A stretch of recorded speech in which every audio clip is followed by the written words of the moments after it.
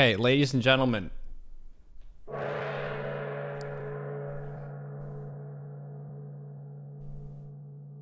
welcome to a discussion about the StarCraft 2 balance design update of October the 29th. Let's read this together with an amazing microphone setup. Okay, this is not a highlight though. We're gonna adjust this. Boom. Magical. We're gonna leave the no W up here, that's fine. StarCraft 2 Balance Update October 29th, 2019, Blizzard Entertainment. Hi all! In the excitement before the culmination of this year's ZVZ, we think it's a good opportunity to revisit the proposals made earlier this month with a fresh perspective. Special thanks to Wardy and his Balanced Test Mod Invitational, which showcased these new changes in action. After further watching games and following feedback, below are a few changes we'd like to make to the testing queue. So bear in mind, this is still testing queue. This isn't set in stone yet. Adjustments to the old changes. They're going to pitch the Viking change because Vikings apparently are really strong in TVT. Speaking from someone who is a Zerg, I have no idea about this. So let's just skip ahead. I mean, Vikings, yeah, they've got health. They've gotten beefier and beefier. The question is, when do they become too beefy? Apparently, it's at 136 HP, so they're going to hold off on that. The Battlecruiser tactical jump cooldown increased. They're deleting this. The reverted altered is kind of confusing. Where it says reverted, basically that means they're not going to push that through, and then altered, they are going to push it through. Remove the research neural parasite upgrade. Infestors now come with it by default. That means that you're not going to get it. You still have to research it. Tactical jump now stuns and puts the battlecruiser into a 1-second vulnerability phase before it teleports. You know, this is really nice. I think for Terran strategies against Zerg, the battlecruiser ones are probably the most annoying because they can go anywhere on the map and get away without being punished, which I think is pretty frustrating. It's the pattern of the battlecruiser showing up, killing a bunch of your queens, and then leaving and then getting repaired back to full. And the location on the map doesn't matter, the location in your bases doesn't matter, and it becomes really weighty whenever you're getting harassed by multiple groups of battlecruisers, because generally speaking, you want to have all your queens in the place where the battlecruisers are. And it takes something like 10 queens to beat 2 battlecruisers. So whenever the next 2 come out and it's 4 battlecruisers, you can't have 20 queens in 2 different bases at the same time. So this is going to make the use of battlecruiser a lot more dicey. There are going to be consequences if you go too deep into Zerg territory. So this is a change that I'm very happy about as a Zerg player. They're removing those changes to the cooldown, blah, blah, blah. New upgrade on the Twilight Council, Sundering Impact, the Zealot charge thing. This is removed. So they're not changing the Adept at all. They're not changing the Adept shield upgrade at all. So Protoss is basically unchanged. There's one more change down here for the Zealots. New changes, so these were not previously proposed. These are new ideas. Wow. Creep spread. Active creep tumors may no longer be canceled. This is a pretty slight change that mainly is going to come into play in Zerg versus Terran early game. It's very rare in ZVZ and ZVP that this feels like something that is meaningful, that you actually do. The early creep tumors in ZVT are very important for how the harassment stage in the 4 to 5 minute period goes. So this is a very slight nerf to Zerg, you could say. Well, it seems slight. The matchup is very snowbally, which means that if one player gets a foothold early on, they have a lot more power leading into the mid game and the late game. So this will be kind of interesting to see how it plays out. It's not that often that I feel like I cancel a creep tumor personally, but an example would be if you're spreading your first tumor from your natural toward your third base, and then you see the Reaper or the Hellions drive up, you could cancel that and wait until you've pushed it back and then get it going. This basically means Zerg has to pay more attention and have a better sense of where those units are on the map, because you don't get that flexibility there. And then the Overlord speed research cost is being increased again. I think this is fine. I was kind of surprised that they lowered it, personally. The tricky thing about going for fast Overlord speed that a lot of people don't consider when they ask me, hey, is Overlord speed opening good? Is this amount of money here and this amount of money here doesn't help you defend against DTs. It does help Overseers keep up with Dark Templar, but a lot of situations in the early mid game where Zerg is trying to defend stuff, 100 gas is 4 roaches, 75 gas is 3 roaches, and sometimes if you're against a cheese or an all-in, that's the difference between survival and complete and total doom. So yeah, I'm usually going for lair in ZVP anyway, just so I can get the Overseer out. If you have a Spore and the DTs kill it and you don't have a lair on the way, you're toast. You're losing your third base and probably the game. So I'm not super worried about this. Yes, it is a slight nerf to Zerg, but there are a lot of Zergs in BlizzCon, so prepare yourselves. We're going to get hit with the nerf bat in some way or another. And this is another big kind of proposed idea, removing Infested Terran from the game. They've had sort of this critical mass of people complaining on Twitter and the StarCraft subreddit where they're like, fine, we're just going to remove it from the game.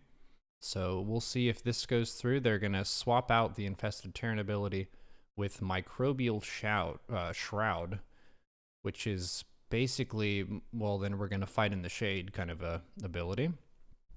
It obscures ground units below, reducing the damage taken from air units by 50%. Cast range is 9, which is the same as Neural Parasite, and the radius is 3, which is kind of small. So this is pretty interesting as a concept. Basically what it means is Zerg ground armies have a better chance at fighting those big scary anti-air armies later on, but not by using the Infested Terran, by buffing the existing units. So if you had a big Queen Hydra push, and say you're pushing into a carrier player, maybe you bring 3 or 4 infestors, and you put this Shroud over the Hydras, so they're taking a lot less damage from the carriers, and then you can power through, and you're not as reliant on making Corruptors and Vipers and things like that. So we'll see what this is like. It lasts 11 seconds, which seems pretty long. The energy cost is high, 100, which is the same as Neuro Parasite. And we'll see about this one. New upgrade on the Infestation Pit, which is researching this. Same cost as Neuro Parasite. And then research duration is 79 seconds. This also means that the Infestor takes 2 upgrades to get all 3 of their abilities. Previously, it was just you get Pathogen Glance for more energy, and then you get Neuro Parasite to take over other units. So now it's going to be 3 upgrades on the Infestation Pit. This one does require Hive, so it is kind of a late game thing. This almost feels like it has some overlap with Roach Hydra Viper timings in theory crafting, because the Viper as well gives ground armies a lot more strength than they would have at tier 2, just by having a whole bunch of utility. So this is a utility spell that's going to be buffing them, kind of a similar role. They're not completely shelving the previously proposed changes to the Infested Terran, alternate proposal, so this is just another idea. I don't see a timetable on when they're going to make a hard decision, but after BlizzCon is what we generally consider to be the off-season, and that's when there's usually a Home Story Cup. Sometimes the Home Story Cup has games on the new patch, which means we get to see what that's like with some of the best players in the world. So we'll see. And then the Nidus Network, they just had the worm cost increased to 75.75. As a reference, it used to be 100, but the exit used to be invulnerable while it was being made, whereas it is something that can be killed now. The Nidus is very strong at the moment. Personally, it is pretty annoying in ZVZ to face that ping pong strategy where they have 2 base saturation of roaches and then they just Nidus your third and your main back and forth constantly. So I'm not going to be super sad to see this go through, or the Nidus to get a little bit of a nerf, because it is rather annoying in ZVZ to deal with. I don't generally go for tons of Nidus play in ZVP and ZVT. I know there are some builds that are pretty frustrating for Terrans to face. I was watching Ruff facing a like 20 drone Nidus cheese, which looked pretty obnoxious. But yeah, it's been buffed a whole bunch. Basically, the Nidus Worm was unused for a long time at the highest level, and they just buffed the shit out of it to the point where it's all over the place, and now there are tons of Zergs in the brackets, so people are wanting some nerfs, tune it back a little bit. It is a very exciting mechanic, and when you're thinking about all these balance assessments, one of the aspects of the game isn't just the fairness and the stability of the match, it's also how exciting StarCraft is as a spectator sport. So the Nidus is exciting. The Warp Prism is exciting. Drops and stuff are exciting. So they do want to have this as an active part of the Zerg toolkit that happens at the highest level. But it is a little bit on the strong side right now. And then the charge upgrade doesn't give 8 damage on impact. It increases the move speed from 3.15 to 4.72, up from 4.13. So the Zealots are going to be running faster, but they're not going to be getting that extra damage when they hit, which is really nice against stuff like the 8 Gateway Charge All-In. That one is one of the strongest builds in Zerg versus Protoss. And I think this should also help Terrans quite a bit, because many Terrans I've seen complain about the fast third Nexus into Mass Zealot 3 gas strategy. The Zealot is just so powerful for its cost. No gas, and you get tons of damage. They have lots of health. They're really fast. The only downside is they don't really shoot up. But because they have charge, them being melee isn't really an issue. They can just get on top of stuff so quickly. So this is going to remove their damage some, but they're going to be even more zoomy. And then for the Adept, Resonating Glaives is reworked. Instead of increasing attack speed, he increases the attack speed by 60% for 6 seconds after the shade. Interesting. So, what is the cooldown of this? Oh, what's the cooldown of shade? I guess I'm kind of curious about that. This is kind of scary, actually, because after the shade is usually when they show up in another worker line. So, this seems like a slight buff to me, just from the experience that I have with Adepts against Zerg.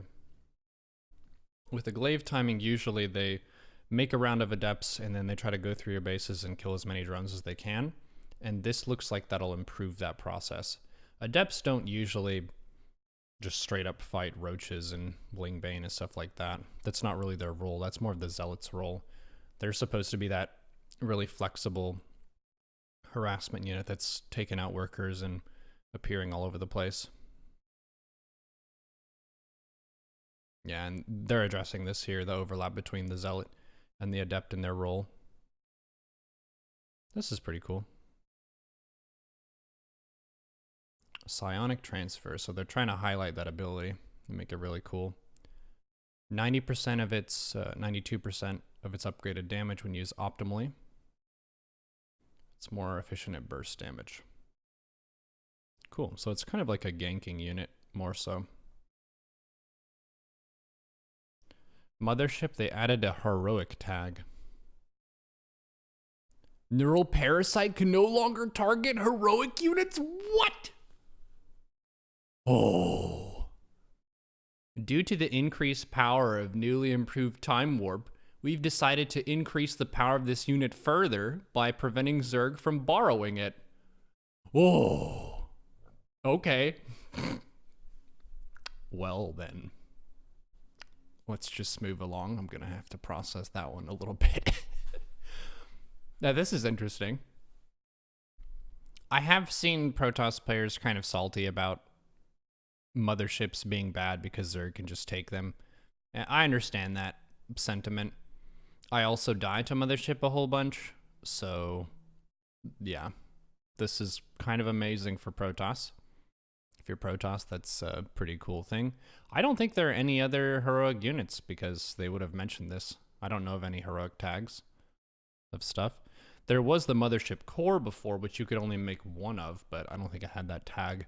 I believe this would be down at the bottom where it says armored, psionic, biological, light, whatever. Now it will be heroic. Bug fixes here. It looks like the Void Ray thing didn't go through. Oh, full changes right here. All right. So Blue Flame is cheaper. High impact payload damage decreased, but the attack is faster, so they're going to be more like instead of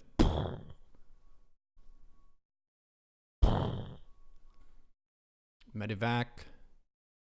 Fusion Core. Cool. Yep, but these were in the previous upgrade or update. Advanced Ballistics moved to the Fusion Core as well. Yep. Raven, same stuff. The stun was mentioned before.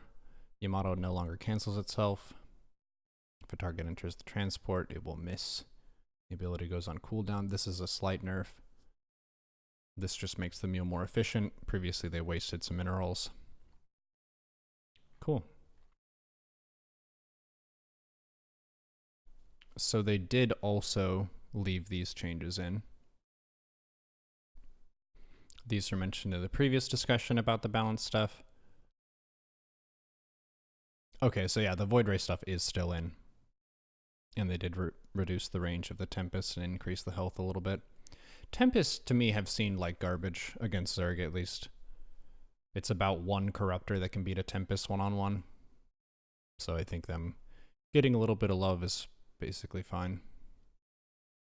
Tempests are very good against Broodlords. Nice. I think StarCraft has been in a pretty good spot. The games that I watched from the BlizzCon finals and things so far have been really exciting. And I've been enjoying playing the game. Just as a really important note here, myself and you, the viewers and enthusiasts of StarCraft, aren't really that affected by balance at the highest level. I know it's something that we do. We meme about if we're watching GSL Code S and Zerg loses to Protoss, everyone says, Protoss, bah! And they make some comment about the Warp Prism or Adepts or Oracles or whatever, or Cannon Rushes. That's kind of tradition, and I think to an extent that's fun and that's fine. So just be aware that, yeah, these are lots of changes, but when you lose matches, it's because you made a ton of mistakes and were supply blocked for 45 seconds in the first 2 minutes. So just try to focus on your fundamentals here. The changes here are going to be tested out by the highest level of players, and they're going to figure stuff out. The game, relatively speaking, is pretty balanced at the moment. Coming from a Zerg player especially. And there are tons of Zergs in the BlizzCon finals. You think the creep tumor is the most important change? For ZV2, yeah. Cool. It's not a super huge patch compared to some previous years. Generally speaking, the trend of how they do patches is after BlizzCon, they really shake things up. And then over the course of the rest of the year, they're trying to fine-tune and refine everything that was changed. So leading up to BlizzCon, hopefully it's in its most balanced state it has been the whole year. This post-BlizzCon doesn't seem like a huge ambitious patch. There were some changes. The Adept one is kind of a semi-rework, not really. Battlecruiser nerf is pretty deserved, I think.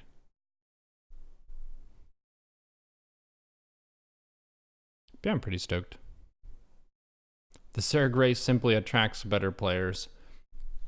I think it may be the case, though, that the two best foreigners right now are Cyril and Raynor, independent of balance.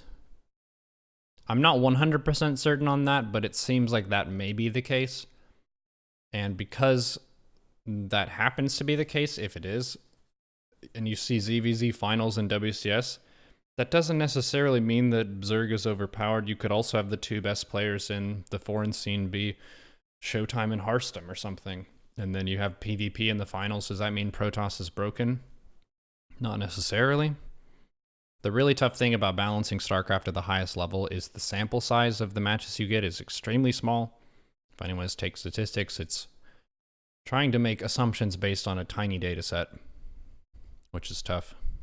And everyone wants their race to be buffed and the other ones to be nerfed. That's just how it is. Okay. End rant. We have discussed the new balance patch and stuff. Proposed changes.